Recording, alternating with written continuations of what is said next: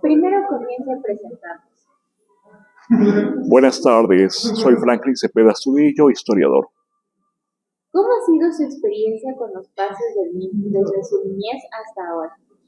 Mira, yo me crié en la Guayaquil y Rocafuerte, o sea, en uno de los puntos neurálgicos de la ciudad, un lugar marcado por las organizaciones políticas que estaban en el sector, por las funerarias y por la clínica, la Santa Cecilia. Entonces yo viví con un panorama de fiesta, de muerte, de celebración. Pues año a año yo veía la procesión de Martes Santo, los pases del niño desde luego, y unas cuantas manifestaciones políticas, sociales, de protesta. Y pues allí me crié porque allí estaba la sastrería de mi padre. Entonces yo me crié con este paisaje barroco de los payasos, los curiquingues, los priostes, el tiempo de reyes, el jolgorio, las bandas de pueblo, los villancicos, los voladores. Y creo que eso pues hace que, aunque yo no soy especialista en estos temas, pero tenga mucha familiaridad, porque lo viví así en el día a día. Y era algo que marcaba ciclos, ¿no? Porque no era todo el tiempo, pues, era una vez al año. Y a la vez pues, en las radios se escuchaban villancicos y pues era como que un momento importante de la infancia. A mí me gustaba mucho eso. Me sigue gustando de otra manera, desde luego, pero creo que son unos recuerdos interesantes. Lo que yo sí veo es una cierta evolución, por ejemplo, en cuanto a la música, en cuanto a los sistemas de sonido que a veces desnaturalizan la fiesta, los atuendos, las modas, las influencias, ¿no? Y creo que pues es un fenómeno que vale la pena analizar. Hay muchas cuestiones que yo me pregunto sin tener una respuesta cabal. Por ejemplo, ¿cuándo comenzaron a hacerse los pases del niño? Yo pensaría que tienen orígenes en la colonia, porque hay grabados, hay dibujos donde se ve una fiesta llena de personajes muy diversos. El concepto de comparsa, de coreografía, como que viene después, ya en las últimas décadas. Pero como que antes era una especie de confluencia de disfrazados. Y así, pues, es donde entra el diablo, el payaso, el sacharruna, los caballitos que casi han desaparecido. Un personaje raro que muy poco se lo ve en Riobamba, la cocinera de la Virgen, que era un personaje de tiempo de reyes. Y también otros préstamos, ¿no? A más de los reyes como tal, pues de vez en cuando se veía una mama negra. Era parte de ese barroquismo, de esa confluencia, de, pues, de melodías, de colores, de disfraces, de representaciones, una auténtica mezcolanza semiótica, ¿no? A la cual pues uno trata de ponerle cierto orden, no para encasillarla, sino para entenderla. Justamente con lo que iba mencionando, se conoce que esta tradición se vincula a la tradición católica, en el sentido de que se realiza el pase del niño para honrar a un niñito por la devoción que se tiene. ¿Podría explicarnos un poco más este fenómeno? Verás, te voy a explicar desde mi experiencia, que no es solamente la experiencia de haber visto, sino de considerar ciertas lecturas. Y yo me conseguí un libro muy interesante de un español, Alberto del Campo Tejedor. El libro se llama Historia de la Navidad. Y me sorprendió ese libro, por varias razones. Una de ellas porque ese libro es hecho en España y sin embargo menciona unas 4 o 5 veces a Ecuador. Y otra porque habla de disfraces, de representaciones que son muy parecidas a las que se ve aquí. Por ejemplo, hay unos disfrazados con botargas. Las botargas son esas camisas que llevan los diablos. Y era idéntico prácticamente a lo que se ve aquí. Me llamó la atención. Pero me pareció interesante el esquema de ese libro porque habla de cómo la fiesta de Navidad nace de las jerarquías bajas eclesiales. Y claro, ahí uno va entendiendo ciertos términos, ¿no? Hoy estamos en la calle Canónigo Ramos, pero así como hay canónigo, hay chantre, hay arcipreste, hay deán, hay altas jerarquías como obispo, arzobispo, cardenal. Y estas jerarquías bajas, los presbíteros, los curas que decimos, como que buscaban ser irreverentes hacia las jerarquías altas. Y de ellos es de quienes van haciendo la fiesta en el esquema europeo, que yo pienso que se aplica muchísimo acá sin caer en meras extrapolaciones, para entender esa fiesta como una fiesta de la irreverencia, donde confluyen muchísimas situaciones de Europa y de lo que es el mundo andino, en un sincretismo, en una imbricación, ¿no? En una confluencia de formas. Por ejemplo, allá en España veo en este libro un disfrazado de oso. Aquí pues viene a ser algo muy parecido el mono o el perro. O sea, como un personaje que algo con nota de ser animal. El diablo igualmente. Y el diablo estaba fuera en las iglesias europeas. ¿Fuera en dónde? en las gárgolas, en las esculturas, en los relieves. Aquí pues está afuera, porque el diablo se disfraza, pero no entra a la iglesia. Entonces ahí es donde que a mí me pareció este libro fascinante. Y menciona varias veces a Ecuador y al mundo andino. O sea, digo, qué interesante. O sea, creo que es uno de los libros más ricos que yo he leído. Te recomiendo buscarlo. Entonces, allí pues creo que se ve algo de los orígenes, ¿no? Que no es un origen como para decirte 1823, no, no, no. Es algo que se va perdiendo, que se va remontando hacia mucho tiempo atrás y que se va haciendo y rehaciendo y reinventando y modificando. Desde su punto de vista, ¿qué papel han jugado las comunidades indígenas y mestizas en el desarrollo de esta tradición? Yo creo que ha sido fundamental. El mundo indígena porque está presente, porque de alguna manera nos reconocemos en esas muchachas que se disfrazan de indígenas, en esos muchachos que les acompañan, que hacen parejas, que pues aunque sean de un mundo muy urbano, sea Riobamba o sea Ibarra o sea Quito, se disfrazan con ponchos, con anacos, con sombreros, les añaden flores, color, coreografía, y pues ahí como que se ve ese sincretismo, esa confluencia. En el caso de los mestizos, igualmente esta apropiación. Y desde luego, pues no es una apropiación consciente, sino algo que se va heredando, se va rehaciendo del mundo europeo, ¿no?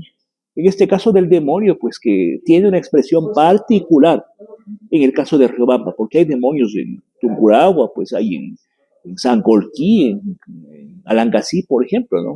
Y pues ahí sí, como que uno va viendo estas confluencias del catolicismo, ¿no? Este imaginario que en un principio quizá representaba la vida y la muerte, pero también puede representar la irreverencia o la idea del mal, la encarnación del mal, ¿no? O también la picardía, de ser una lectura más lúdica, ¿no? O sea, el mismo hecho de con qué elementos va el diablo, con qué elementos asusta o pretende asustar o jugar o involucrar. Y obviamente elementos de la naturaleza. Es un caso curioso, pero el Curiquín es una ave carroñera, que aquí pues se dulcifica, se convierte en un personaje con vida propia, con una indumentaria con unos aperos muy particulares, que creo que eso es mucho de la riqueza que tiene esta manifestación barroca. Justo ya que tocaba el tema de los disfraces, ¿cuáles son los disfraces más representativos de la tradición y cómo estos han ido evolucionando con el tiempo? Mira, en mi casa vivía una familia robalino que hacía caretas. Y para mí fue parte de este imaginario tan rico, tan diverso, porque yo veía cómo hacían las caretas. Y las hacían de papel. Pues conseguían las bolsas usadas de azúcar, de cemento, los periódicos, y con eso iban armando en unos moldes de yeso. Y claro, ya desde mediados de años se dedicaban a hacer caretas de diablos, de payasos, de negros, de sacharrunas. ¿Cuál otra podría ser? Pues de perros, como que las más habituales. Pero esto fue evolucionando. Ahora hay caretas de fibra de vidrio, de plástico. Y un caso muy singular, las caretas del diablo tienden a hacerse más de lata. De así que se inventaron ese nombre, porque es un invento pues, esto de hablar del diablito de lata. Siempre se llamó los diablos y se acabó. Pero por así es que el diablito de lata, bueno, ya le pusieron ese nombre. Pero se han ido reinventando usando materiales contemporáneos como el fómix escarchado, las lentejuelas. Entonces es un imaginario que se va rehaciendo. El payaso ya no es el payaso solamente de esta ropa chillona, de satín, dos colores, uno fuerte, uno frío, uno cálido, sino que ya se va incorporando elementos del clown, ¿no? Del payaso europeo, del payaso veneciano. Entonces se convierte en una confluencia, en una mezcla. Y personajes de una índole muy religiosa, los pastores, los reyes, los ángeles, que también es el colorido de recrear el cuadro vivo. Uno en la escuela vivía fascinado porque decía, vamos a hacer el cuadro vivo. Alguna vez yo me disfracé de San José, pues y bueno, son recuerdos que uno va teniendo, ¿no? Pues que va guardando de estas épocas, de estas vivencias. Como que dice el imaginario religioso por una parte, y por otra el imaginario ya más andino, ¿no? Más local, que pues alguna significación tiene, ¿no? En el sentido de, pues, loar, glorificar al niño Jesús. Por ejemplo, se dice que el perro es el guardián, el que cuida, ¿no? Me imagino que debe ser así. Pero otros personajes que, como te digo, se van perdiendo, ¿no? Yo todavía sigue a ver los caballitos, que eran pues estas personas con una especie de estructura, como un cajón, con la cabeza de caballito delante y unos falsos pies colgados a los lados, que hacían alguna especie de coreografía en las plazas, alguna especie de representación. Y los que te he mencionado, ¿no? Los diablos, los acharrulas, que vienen a ser algún espíritu de, no sé, pues de la selva, alguna encarnación. y otros que van desapareciendo. Yo te hablaba de la cocinera de la Virgen. Lastimosamente en esto el conocimiento es disperso, difuso, y se ve de vez en cuando un hombre disfrazado de mujer, que va con paraguas, que va pues con un canasto, que va con una muñeca, y un muchachito atrás que va llevando un aventador como que le fuera pues, no sé, haciéndole a fresco, ¿no? Es el imaginario que, como te digo, se conserva parcialmente. Los vasallos, por ejemplo, que es una manifestación tan simpática. Yo veo que algo de esto pervive en Licán o en San Vicente, pero lamentablemente esta fiesta se va desnaturalizando. ¿Por qué? Por las amplificaciones, por ese ruido excesivo, por usar muchas veces una música ajena a los contextos socioculturales. Yo creo que no tiene nada de malo una comparsa boliviana, pero la comparsa boliviana también es una invención, es algo, una impostura, digamos, ¿no? Y ya, pues ponerle esa carga de sensualidad, de morenada, es interesante, pero ya va hablando de una fiesta que, pues, como todo lo humano, no dejará de reinventarse, ¿no? Lo que sería quizá un poco raro es que se desnaturalice o que en determinado momento hasta llegar a perderse, ¿no? ¿De qué material está hecho los trajes de los curiquines? Bueno, lo que yo he visto era lo más habitual era usar el papel cometa. Pero eso también yo he ido viendo un proceso de evolución, ¿no? Del traje de papel cometa en forma de zigzag con apliques. Se fue pasando al uso de imágenes religiosas, al uso del escudo nacional en los trajes. Y digamos, ahí es como que confluye la religión laica con la religión pues cristiana, católica específicamente. Había un grupo de Riobamba que hacía unos curiquingues muy bonitos, muy de diseño, ya con el uso del FOBIS, por ejemplo. Entonces esto se va rehaciendo, se va reinventando, lo cual no necesariamente es malo, ¿no? Más bien habla de esa creatividad, de esa vigencia. Hay gente que yo veo que vive fascinada con esos personajes y los va haciendo, va convocando, forma grupos. Inclusive ahora, pues, si quieres haces una fiesta, contratas Hora Loca o contratas una Diablada, que es mucho más bonito, con una banda. Es un poquito caro ese servicio, ¿no? Pero me parece formidable si yo hiciera una fiesta, sorprender a mis amigos con eso. Me parecería muy, muy agradable. Justo mi padre me comentaba que los trajes de los chacharronas estaban hechos de musgo. Sí, desde luego. Te cuento, yo me disfracé de Sacharruna cuando yo estaba en segundo curso, yo estaba en San Felipe.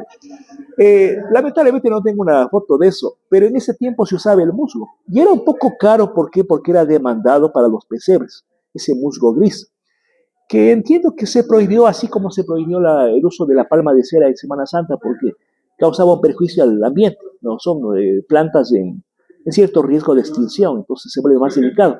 Ahí, por ejemplo, hubo una reinvención del sacharrón, y habría que ver por qué, precisamente con esos trajes de los militares, el camuflaje, por qué los colgajos de musgo se iban reemplazando por unos colgajos de flecos hechos con la misma tela. ¿Hay o no una sátira hacia los militares, a quienes muchas veces se los ha llamado gorilas, ¿no? En relación a las dictaduras latinoamericanas? Entonces, ¿hay o no una sátira voluntaria, premeditada, involuntaria, qué sé yo? Pero pues se ha ido rehaciendo, ¿no? Y pues en mi casa mi padre fue sastre y de vez en cuando había un pedido raro. Por ejemplo, alguien que mandaba hacer una capa para un rey mago o inclusive un frac para el mismo personaje. Pero también había casos. Yo le conocí en las cercanías de Licán al señor Alfonso Escobar León. Y él tenía unas capas de rey mago, pero que en realidad eran hechas con la vestimenta de los curas. Y seguramente, pues, prendas que se dejaron de usar, que se sacaron de alguna iglesia, que se iban a botar, que ya no se usaban, terminaron siendo disfraces de los reyes.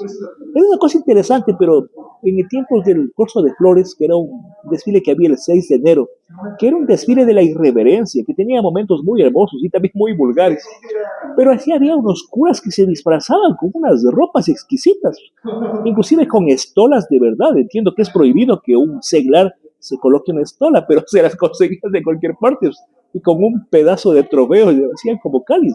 Entonces, quizá esto te digo, tiene mucho que ver con las costumbres, pero también con lo imponderable, ¿no? De pronto tú tenías un vestido de tu tía, pues si se te ocurrió darle otro uso, ya era una invención, ¿no? ¿Qué meses son los tradicionales en los que se hacen los pasos del niño? ¿En diciembre, enero, cuáles son?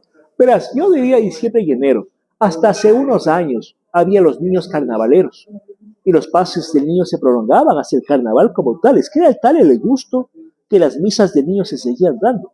pero como que ya había en esto un componente de idolatría, de derroche, de búsqueda de figuración social por parte de quienes hacían de priostes o por quienes bailaban.